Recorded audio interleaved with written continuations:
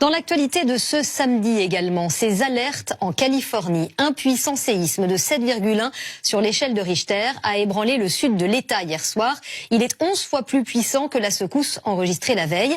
Il a provoqué des incendies, des fuites de gaz, a fait quelques blessés et surtout, il interroge, est-ce l'annonce du Big One? Irène Candel. Hier, début de soirée en Californie, le sol tremble. L'eau de cette piscine se gonfle de vagues devant des riverains impressionnés. Nous sommes à Ridgecrest, à l'épicentre du séisme. Dans les magasins, les produits ont été propulsés à terre. Ici, un faux plafond menace de s'écrouler. En fait, aujourd'hui, ça a été très puissant, je dirais 2 ou 3 fois plus puissant qu'hier. Jeudi, le séisme qui a frappé la Californie était déjà de 6,4 sur l'échelle de Richter. Hier soir, il a atteint la magnitude de 7,1. Il a été ressenti très loin, jusqu'à Los Angeles, à 250 km de là. Il est 20h21, un tremblement de terre est en cours, il faut que nous allions sous le bureau. Ces journalistes, comme tous les habitants de la zone, appliquent les consignes de sécurité.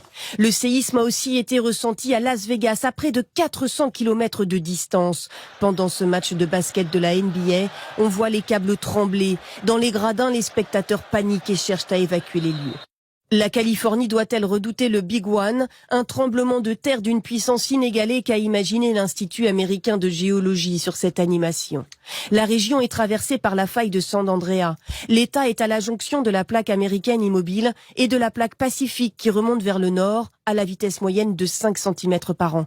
Les forces qui s'affrontent accumulent une pression phénoménale qui se libère lors des séismes. Une réplique de moindre importance a été enregistrée ce matin.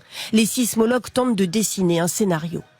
La faille grandit, il y a eu une première avancée avec le premier séisme, une autre avec la réplique de ce matin, et il y en aura d'autres. Aucun mort n'est à déplorer, mais on compte plusieurs blessés et des dommages matériels importants. Le séisme a entraîné des ruptures de conduite de gaz et provoqué des incendies. Il y a aussi des fuites d'eau, des coupures de courant, de lignes téléphoniques. On nous a aussi signalé un immeuble effondré.